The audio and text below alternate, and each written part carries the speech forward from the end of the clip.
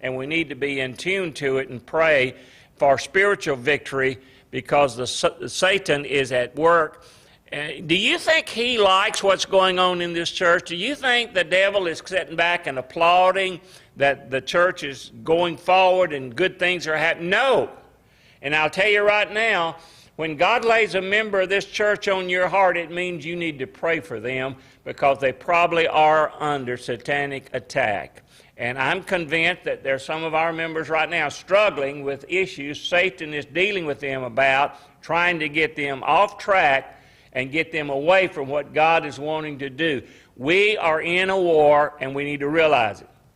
So Gabriel said, I'm now sent to you. I am able to bring him the message, but I got to go back and fight with the prince of Persia, and then after that I'm going to have to fight with the prince of Greece, because, you know, Persia was going to be replaced by Greece, and there are spiritual demons, spiritual influences over nations that are leading them, influencing them toward things Satan wants done.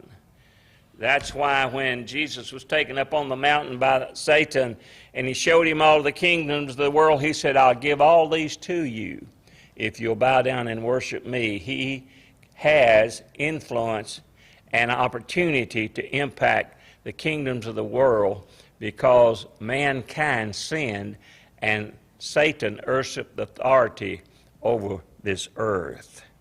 So I said that to tell you verse 1 of chapter 11 belongs in chapter 10. So let me read the last verse of 10 and the first verse of 11. But I will show thee that which is noted in the scripture of truth, that there is none that holdeth with me in these things but Michael your prince. Also, I was in the first year of Darius the Mede, and I stood to confirm and strengthen him. So Gabriel is saying that I am here to help Darius the Mede strengthen and stabilize his kingdom. What was one of the things that Darius did? He had an affinity toward the Jewish people and helped them. So did Cyrus, and so God called Cyrus my servant. So God even works in the background of ungodly or heathen people to bring about his plans. So, the vision, this is Daniel's final vision. The vision starts in verse 2. And verses 2 through 35 are now historical. Everything recorded in verses 2 through 35, that has already taken place. It's a record in history. And those verses relate to the various wars between the Syrians and the Egyptians, and they're referred to as the king of the north or the king of the south. And there are different kings, but that's the title that they're given.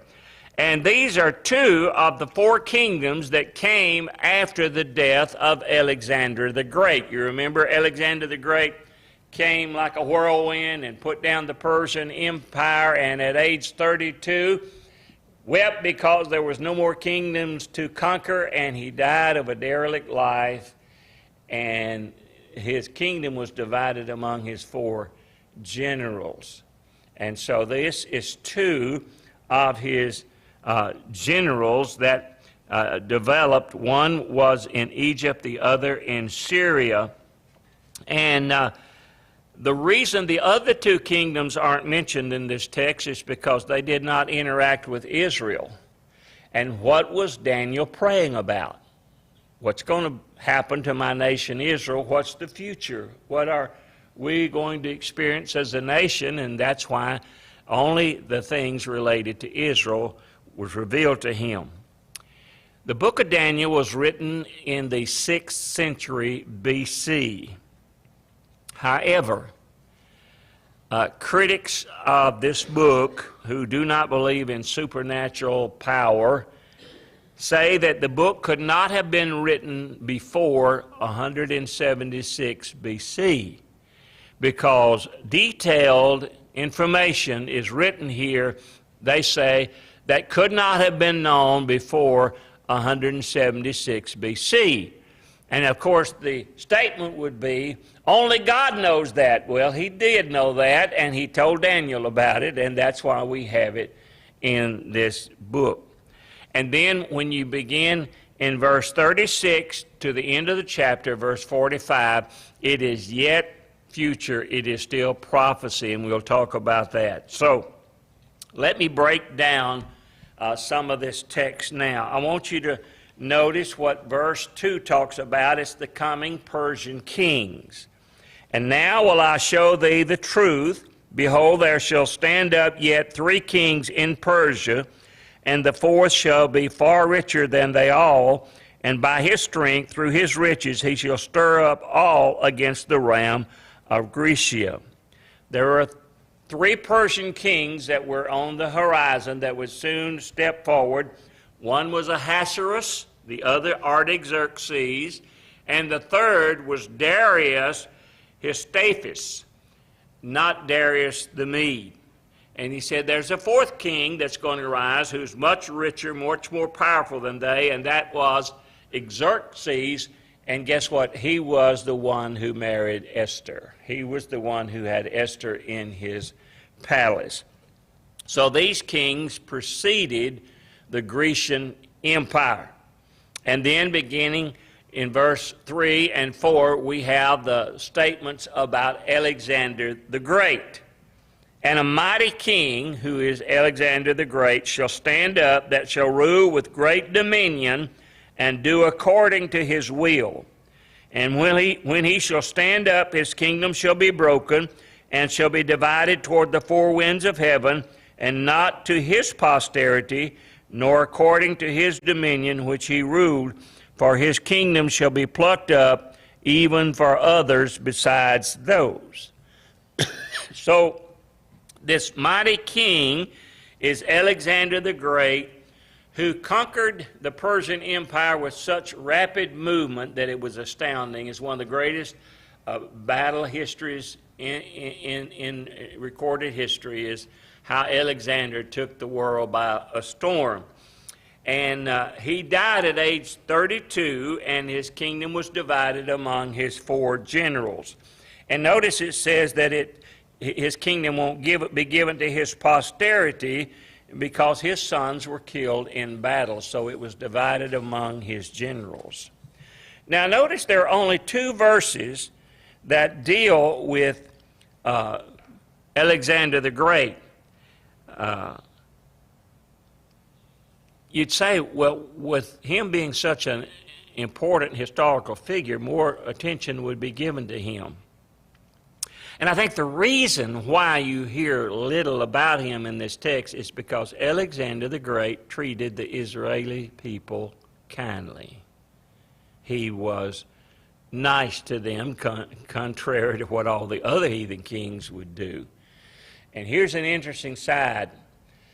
Josephus, who is a Jewish historian, he wrote a set of books called the Antiquities of Jewish History, the most quoted historian of that era of the history of the Jews, said that when when Alexander the Great came into Jerusalem, the high priest took him into the temple and showed him a copy of the book of Daniel and read to him scriptures that pertained to him. He was so impressed, he decided to leave Israel alone. Now, the Persian Empire and the Greek Empire are highlighted because both of those empires had a leader that tried to annihilate the Jewish people. Who was it in the Persian Empire that wanted to kill all Jewish people? You read about him in the book of Esther. You heard of a guy by the name of Haman? You remember he got so mad at Mordecai? He said, I want all the Jews killed. He talked the king into signing a decree that on a certain day you could go out and slaughter Jews free. And Esther stood up and said, if I perish, I perish, but please don't let my people be killed. And you know the story. Haman ended up getting hanged on his own gallows that he had prepared for Mordecai. And the Persian Empire had someone that really wanted to destroy the Jewish people. So did the Grecian Empire. His name was Antiochus Epiphanes. He was a madman, a crazy man, a very powerful man. And he wanted to destroy the Jews. He acted like he was their friend and was for a while, and then turned against them. And one day he killed 80,000 Jews in Jerusalem. Two of the Jewish feasts are named after these two events. Their celebration of the deliverance from the attempt by Haman to execute all the Jews is called Purim. It's the Feast of Purim. You read it in the last chapter of the book of Esther. Then their celebration of the attempt of Antiochus Epiphanes to destroy the Jews is celebrated in their holiday called Hanukkah. You hear about that. Why do they celebrate Hanukkah? This is the day they remember when the Maccabees rose up and drove out Antiochus Epiphanes and delivered the people of Israel. So, beginning at verse 5 down through verse 20, we have the wars between the kings of the north and the kings of the south. I'm going to read it, but I am not going to attempt to explain every bit of it, because it is historical and it entails a lot of kings and interactive wars. But I'm going to read the verses and make a couple of comments before I go on. Beginning with verse 5. And the king of the south shall be strong, and one of his princes, and he shall be strong above him, and have dominion. His dominion shall be a great dominion. And in the end of years they shall join themselves together, for the king's daughter of the south shall come to the king of the north to make an agreement. But she shall not retain the power of the arm, neither shall he stand up nor his arm, but she shall be given up, and they that brought her, and he that begat her, and he that strengthened her in these times. But out of the branch of her roots shall one stand up in his estate, which shall come with an army, and shall enter into the fortress of the king of the north, and shall deal against them, and shall prevail. And shall also carry captives into Egypt their gods with their princes, and with their precious vessels of silver and gold, and he shall continue more years than the king of the north.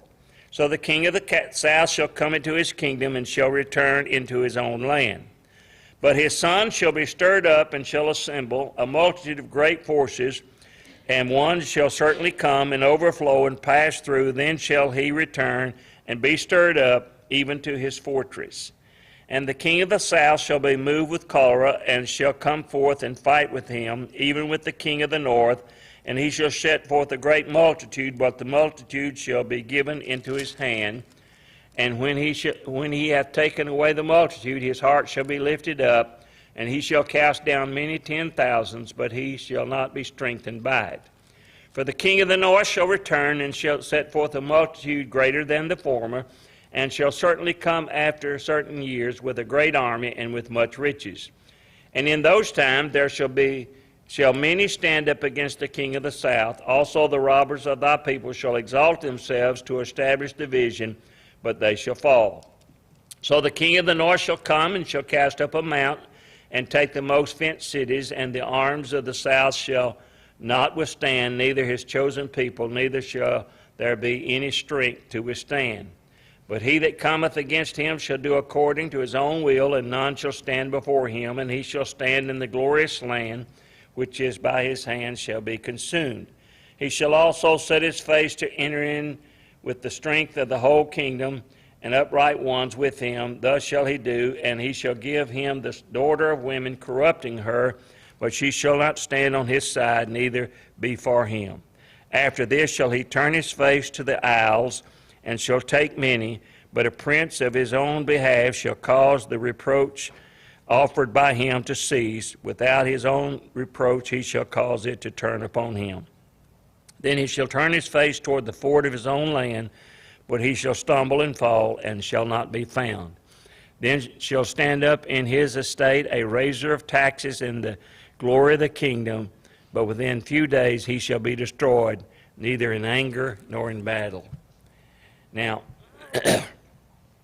all of these are battles between the Syrians and the Egyptians. And many would be named as the king of the north and the king of the south during this time. And a lot of intrigue was involved. There was marrying. Cleopatra plays into part of this story. One guy got rid of his wife and married Bernice so that there could be an alliance, and then they got poisoned. It's just a whole lot of interesting things that took place. I'm not going to go into the details of that. If you're interested, I got a little book I'll let you borrow. It's the Book of Daniel by A.C. Gabeline, who gives a detailed account of all the different kings that fought during this time. The kings of the north were the Syrian Seleucid kingdoms.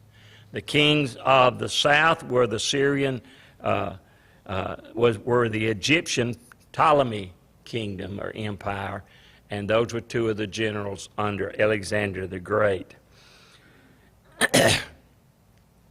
These are recorded in such detail, that's why critics of the Bible say it could not have been written in advance. But I don't have any problem believing that God can inspire someone to write things that are yet to take place. In chapters 21 through 35, we have what is known as the vile person, and this is a detailed account of Antiochus Epiphanes. He's given much more attention and much more focus because he is a forerunner of the Antichrist. And a lot of things that he did will be like what the Antichrist will do. So let me read these verses 21 through 35. And in his estate shall stand up a vile person. That vile person is Antiochus Epiphanes, to whom they shall not give the honor of the kingdom, but he shall come in peaceably and obtain the kingdom by flatteries. And with the arm of a flood shall they be overflown from before him, and shall be broken, yea, all the prince of the covenant. And after the league made with him, he shall work deceitfully. For he shall come up and shall become strong with a small people. He shall enter peaceably upon the fattest places of the province, and he shall do that which his fathers have not done, nor his fathers' fathers. He shall scatter among them the prey, the spoil, the riches, yea, and he shall forecast his devices against the strongholds, even for a time. And he shall stir up his power and his courage against the king of the south with a great army, and the king of the south shall be stirred up to battle with a very great and mighty army, but he shall not stand, for they shall forecast devices against him. Yea, they that feed of the portion of his meat shall destroy him, and his army shall overflow, and many shall fall down slain. And both these kings' hearts shall be to do mischief, and they shall speak lies at one table, but it shall not prosper, for yet the end shall be at the time appointed. Then shall he return to his land with great riches, and his heart shall be against the holy covenant, and he shall do exploits and return to his own land. At the time appointed he shall return and come toward the south, but it shall not be as the former or as the latter. For the ships of Chittim shall come against him, therefore he shall be grieved and return and have indignation against the holy covenant. So shall he do, he shall even return and have intelligence with them that forsake the holy covenant. And arms shall stand on the part, and they shall pollute the sanctuary of strength, and shall take away the daily sacrifice, and they shall place the abomination that makes desolate. And such as do wickedly against the covenant shall he corrupt by flatteries.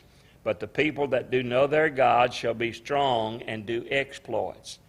And they that understand among the people shall instruct many, yet they shall fall by the sword, and by flame, by captivity, by spoil, and many days. Now when they shall fall, they shall be holpen or helped with a little help, but many shall cleave to them with flatteries, and some of them of understanding shall fall, to try them and to purge and to take them, make them white, even to the time of the end, because it is yet for a time appointed. So let me share a few things about Antiochus Epiphanes as we find in this passage of Scripture.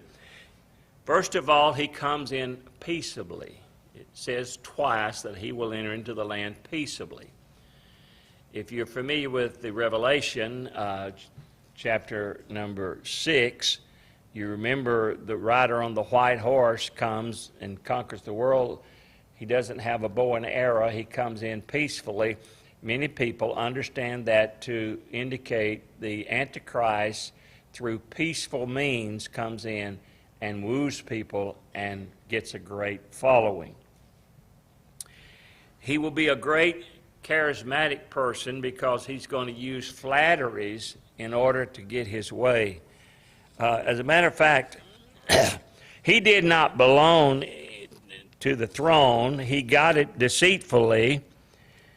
It says, they shall not give the honor of the kingdom to him, but he shall come in peacefully and obtain the kingdom by flatteries, which means he talked himself into that position. And so he will work deceitfully, verse 23, and he's going to deceive, which is one of the characteristics of the Antichrist in the last days. He will make a covenant with apostate Jews. Look, if you will, at verse 30. The last part, and he will have intelligence with them that forsake the holy covenant. In other words, there's going to be Jews that forsake their covenant with God, and he will make a covenant with them. We found that out in Daniel chapter 9, verse 27. This is the covenant he makes. And he shall confirm the covenant with many for 1 week, which is 7 years. And in the middle of the week he shall cause the sacrifice and the oblation to cease.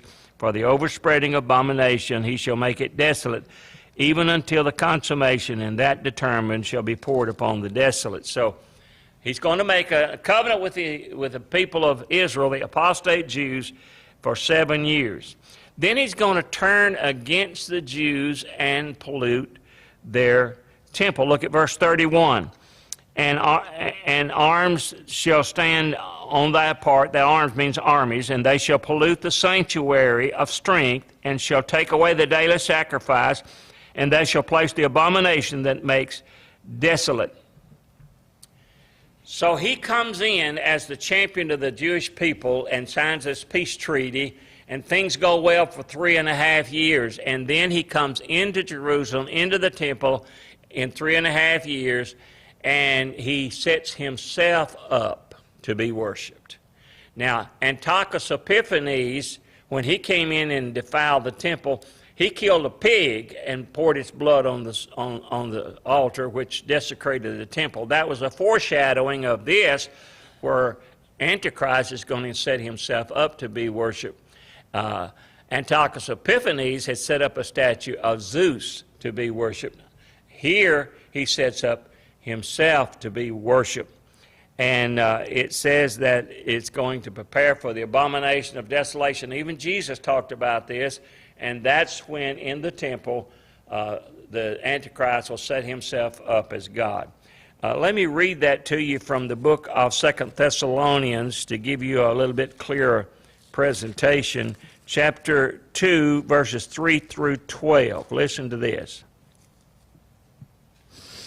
Let no man deceive you by any means, for that day shall not come except there come a falling away first, and that man of sin be revealed, the son of perdition, which is the Antichrist, who opposes and exalts himself above all that is called God or that is worshipped, so that he as God, sitting in the temple of God, showing himself that he is God. Remember ye not that when I was yet with you, I told you about these things, and now you know what withholdeth, that he might be revealed in his day. For the mystery of iniquity is already at work, only he who now lets, which means hinder, will hinder until he be taken away. And that is the power of the Holy Spirit working through the church that's hindering the outpouring of the Antichrist. Then shall the wicked be revealed, and that is after we are taken out, the Holy Spirit's presence manifested to the church will be gone. Then the Antichrist will be revealed, not before. Then shall that wicked be revealed, whom the Lord shall consume with the spirit of his mouth, and shall destroy with the brightness of his coming. Even him whose coming is after the working of Satan, with all power and signs and lying wonders, and with all deceivableness of unrighteousness in them that perish, because they receive not the love of the truth, that they might be saved. For this cause God shall send them strong delusion, that they should believe a lie, that they all might be damned, who believed not the truth, but had pleasure in unrighteousness. So that's going to be the capstone of the tribulation period, when he sets himself up to be worshiped. Now, something is interjected here beginning in verse 30 that I want to call your attention to. It says, the ships of Chittim shall come against him. Chittim is Crete, the island of Crete, and the armies coming on the ships of Chittim are the Roman army. Who comes in and destroys the Greeks? Who comes in and takes over? It's the Romans. So they're flexing their muscle now and about to come in and take over. But in those last verses, verses 32 through 35, notice that God always has a remnant who's faithful to him. In spite of all the Antichrist was doing, notice the last part of verse 32, but the people that do know their God shall be strong and do exploits. That's what we're supposed to be doing in our day. We know our God, and we ought to be strong and doing things under his power. And they that understand among the people shall instruct many. That's what we're supposed to be doing, telling people about what is taking place. So we're going to verses 36 through 45. And there is a gap. When you read this, you don't see it, but in history, everything that was written up until verse 35 is historically documented. Nothing from 36 to 45 has yet happened that will fill those prophecies. What is happening between verse 35 and 36 is what is known as the church age. That's when God is working with the Gentiles to take out a people for his name. That's already lasted about 2,000 years. And then God's going to go back and deal with his people. That will take place during the tribulation. So let me read verses 36 through 45, make a few comments, and I'll be through. And the king shall do according to his will, and he shall exalt himself and magnify himself above every god, and shall speak marvelous things against the God of gods, and shall prosper till the indignation be accomplished, for that is determined shall be done. So this is talking about the Antichrist himself that's going to set himself up as God, bring about the abomination of desolation, but he'll only be able to prosper till his time is up. One of the most encouraging things in studying the Bible is God puts a time limit on evil. God has a line that he draws, and when he says that's enough, that's the end of whoever or whatever people that is. Neither shall he regard the God of his fathers, nor the desire of women, nor regard any god, for he shall magnify himself above all. But in his estate shall he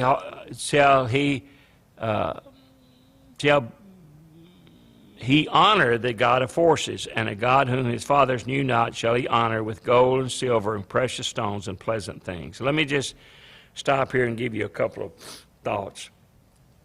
I believe that he will probably be an apostate Jew, because he will not honor the God of his fathers. I think that's a reference to his Jewish heritage. You are aware that there's probably more atheists in Israel than any other country per capita. And yet people want to know, why are you supportive of Israel? Because they're God's chosen people, and God's not through with them, and there's going to come a time when that nation's going to be reborn spiritually after the church goes out. But he will not regard the God of his fathers. The next phrase is even more interesting. He says he will not regard the desire of women. Understanding our culture today, it could very well be that he's going to be homosexual. But I will give you another thought that could go along with that, and that is, what was the desire of the Jewish women? To be the mother of the Messiah. That was historically the dream, the ambition of every Jewish woman.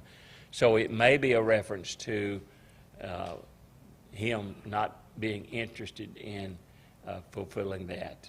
But I would say that he's probably going to be a homosexual, and he's certainly not going to be worried about what women think about what he's doing. His only God will be the God of forces, which means power, and he will extend that power greatly.